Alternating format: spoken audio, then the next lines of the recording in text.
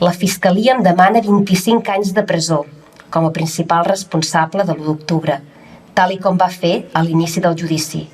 De res ha servit tot el que s'ha pogut veure. Tristament, s'ha imposat la set de venjança, la voluntat d'escarni per damunt l'estricte sentit de la justícia.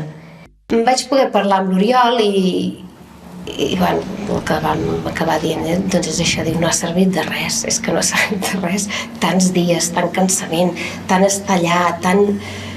I per què? Perquè ells continuïn amb aquesta idea fixa. Jo una de les coses que sí que he pres és de viure molt el moment i no pensar gaire en el que pugui passar, o sigui, perquè imagina't que li cauen realment 25 anys, és una cadena perpètua. És massa. Tenim 2 nens petitons que han de viure tota aquesta infància sempre sense el seu pare.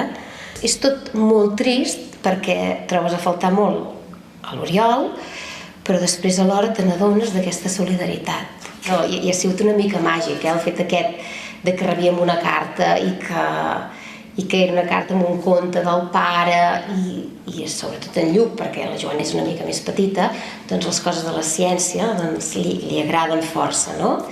I bueno, ha sigut això, sí, no acabar de trencar aquest cordó.